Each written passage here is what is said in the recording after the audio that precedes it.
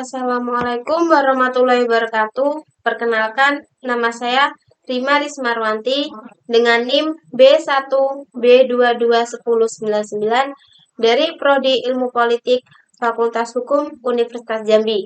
Di sini saya akan mempresentasikan tentang multikulturalisme dan politik identitas.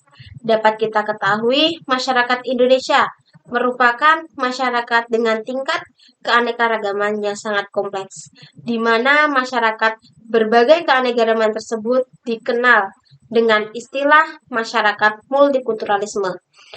Sebuah paradigma menyatakan adanya kesetaraan ekspresi budaya yang punah dan kemudian melahirkan integrasi yang beragam. Nah, adanya kesetaraan di situnya. Sebab konsep tentang multikulturalisme dapat kita pahami sebagai harmonisasi akan komunikasi masyarakat etnis budaya, bahasa dan searahnya menjelaskan tentang konsep nilai dan prinsip kesetaraan dan pengakuan yang kuat. Oleh karena itu, ia menjadi sebuah ideologi yang mengaku atau menggunakan perbedaan dalam kesejahteraan, baik secara individu maupun secara kolektif.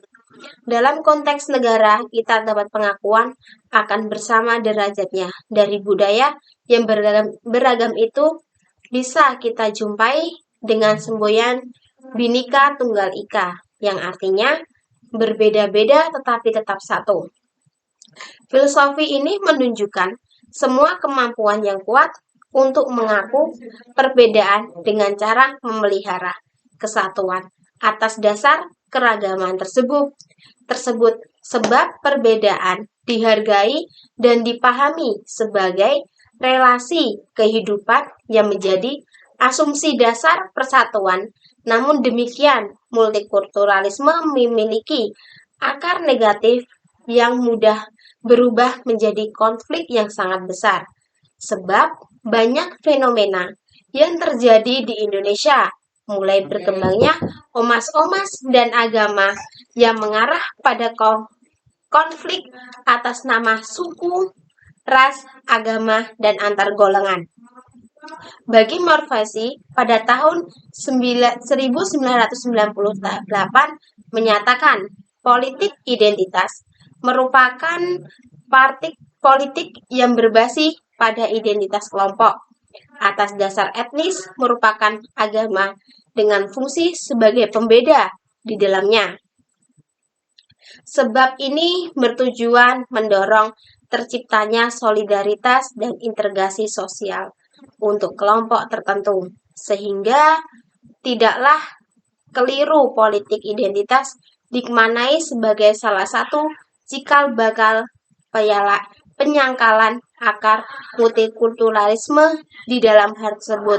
Sebab di dalamnya terdapat banyak sekali jejak-jejak globalisme identitas dapat dijumpai pada wilayah, baiknya mendorong potensi pergeseran ke arah perpecahan. Sebab politik identitas membuat garis yang tegas untuk menentukan siapa yang disertakan di dalamnya dan siapa yang ditolak di dalamnya. Oleh karena itu, politik identitas memaknai sebagai politik pembeda. Hal ini sangat kontras dengan multikulturalisme karena di dalam demokrasi Indonesia, politik identitas dapat berkembang secara baik sebab dalam sistem demokrasi karena memiliki ruang pembebas berekspresi. Hal tersebut dapat kita lihat pada adanya kecenderungan partai politik nasional yang berbasis agamanya di dalamnya tersebut. Politik identitas juga merupakan bentuk politik yang sifatnya mundur ke belakang karena sifat yang menyangkal esensi Indonesia yang memultikulturalisme di mana kemerdekaannya dan kehormatannya merupakan pengajuan bersama dari beragam suku, agama, adat sosial, budaya, dan bahasa yang sudah ada di dalamnya hal tersebut. Maka Kabinet Indonesia Maju sudah lama terbentuknya. Sumpah dan komitmen politik sudah diucapkan di dalamnya tersebut dalam upacara. Harapan dan kesangsian bermunculan di masyarakat. Sama seperti pemerintahan, terutama sebelum Kabinet Indonesia Bersatu ini adalah hasil berbagai kompromi dari sebuah kepentingan itu sendiri, terutama kepentingan di dalam partainya. Namun, apakah kompromi tersebut terutama mampu mencerminkan kepentingan dan kebutuhan setiap kelompok yang ada? Karena sifatnya hanya pembagian kekuasaan tanpa adanya terkait di dalam kepentingan masyarakat yang sangat luas yang sudah ada pada saat ini. Pada level praktis, keberadaan parlementer dan kabinet multikulturalisme bisa memberikan warna positif bagi di dalamnya. Sebab kompromi politik yang terjadi di pemerintahan, terutama legislatif, eksekutif, dewasa ini kompromi politik yang terjadi adalah kompromi antar kepentingan golongan yang berkuasa di dalam pemerintahan tersebut. Masyarakat secara umum termasuk masyarakat identitas yang partikular tidak mendapatkan ruang untuk memperjuangkan kepentingan di dalamnya hal tersebut. Sebab kepentingan itu hanya untuk dirinya sendiri. Akibatnya banyak kelompok identitas tersebut merasa asing. Padahal dengan pemerintah yang ada, apesiami politik pun tercipta yang tidak lagi peduli dengan bangsanya sendiri. Jika parlementer legislatif memberikan tempat yang memadahi di setiap kelompok identitas itu, maka kompromi tersendiri adalah kesejahteraan bersama. Karena setiap kelompok identitas yang berkembang di relasi dan kelompok identitas lainnya itu hanya untuk dia sendiri, tidak melihat ataupun melihat keterbelakangan multikulturalisme itu sendiri. Di sini pun saya akan menjelaskan tentang ciri-ciri politik identitas. Dibagi menjadi 4. Yang pertama, dilakukan dengan memanfaatkan sebagai prasarana yang ada. Maksudnya, dia melakukan persamaan yang sudah ada. Yang kedua, munculnya ketidakpuasan dalam masyarakat. Dan di sini yang menjelaskan tentang masyarakat sulit untuk memenuhi kepentingannya itu sendiri. Ketiga, timbulnya jalur politik yang terkait karena adanya suatu hubungan, baik kekeluargaan ataupun pertemanan yang di dalamnya bisa menjadi konflik. Yang keempat, hanya masyarakat tertentu saja yang merasa diuntungkan. Sebab masyarakat yang penting yang saja yang merasa diuntungkan dalam identitas politik tersendiri itu. Di sini ada juga jenis-jenis politik identitas. Dibagi menjadi 2. Yang pertama, politik identitas yang bersumber pada kehendaknya untuk mencapai dan mempertahankan atau memelihara hegemoni dari kelompok mayoritas yang sudah ada. Sebab ini menjadi terutama dalam jenis politik identitas. Yang kedua, politik identitas yang dilancarkan oleh kelompok mayoritas untuk pertahanan dan dapat memelihara identitas kelompok. Di sini bertujuan kelompok identitas mampu mengelola kelompok-kelompok yang sudah ada dalam pemerintahan tersebut. Dengan faktor politik identitas yang dibagi menjadi 3. Yang pertama, kesenjangan politik, kesenjangan ekonomi. Kesenjangan ekonomi di sini masyarakat masih kurang atau masih terlibat dengan ekonomi yang kurang stabil. atau kurang memuat. Yang kedua, lemahnya literasi politik. Dengan adanya literasi politik, pemerintahan melemah. Literasi politik juga ikut melemah. Buruknya perlembagaan politik.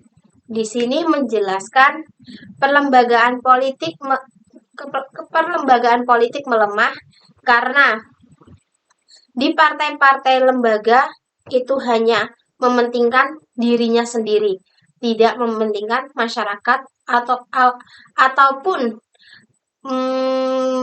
masyarakat otonom yang sudah ada. Adapun di sini saya menjelaskan tentang jenis-jenis multikulturalisme. Yang pertama, multikulturalisme yang mengacu pada masyarakat, di mana berbagai kelompok kultural menjalankan kehidupannya secara otonom. Dapat kita lihat dalam melakukan di masyarakat, dalam terlibat dari dalam ataupun luar interaksi yang hanya dilakukan minimal satu orang saja. Tidak boleh kurang, tapi baik lebih. Yang kedua, multikulturalisme akomodatif, yaitu masyarakat yang memiliki kultural dominan membuat atau yang menyesuaikan akomodasi di dalamnya sebab tertentu bagi kebutuhan kultural untuk kaum mayoritasnya itu sendiri. Sebab akomodatif itu berpengaruh pada kaum otonom. Yang ketiga selanjutnya yaitu multikulturalisme otonomis, di mana masyarakat pula kelompok-kelompok kultural utamanya berusaha mewujudkan dan menciptakan agar kesetaraan dengan budaya dominan dan meningkatkan kehidupan otonom dalamnya. Sebab di dalam politik itu kerangka politik secara kolektif bisa diterima ataupun bisa tidak di dalam masyarakat itu sendiri. Sebab sangat sulit kehidupan otonom dalam rangka politik yang menjalankannya. Selanjutnya itu multikulturalisme kritikal atau interaktif, di mana masyarakat kultural tidak terlalu fokus, sebab masyarakat kultural dengan kehidupan kultural otonom sangat berbeda. Makanya di dalam itu dijelaskan masyarakat kritikal atau intelektual tidak terlalu fokus di dalam kehidupan kultural otonom yang sangat berbeda dengan masyarakat kultural yang sudah ada. Yang selanjutnya yaitu multikulturalisme komunitan, di mana di dalamnya itu ada penghapusan batasan-batasan kultural yang sama sekali untuk menciptakan sebuah di mana masyarakat individu tidak terkait kepada kaum otonom yang sudah ada, karena di setiap masyarakat individu tidak terkait, karena jalannya masyarakat individu tidak terkait kepada otonom yang sangat berbeda. Masyarakat itu ingin kepentingannya terpenuhi, tetapi masyarakat terkait otonom itu kepada otonom tergantung pada sama sekali untuk menciptakan sebuah masyarakat individu. Karena sebab itu kosmopolitan di dalamnya masyarakat individu sama sekali tidak terkait kepada masyarakat otonom itu sendiri. Dari saya itu penjelasan yang bisa saya katakan. Mohon maaf bila ada tutur kata saya yang kurang atau menyinggung kepada Anda.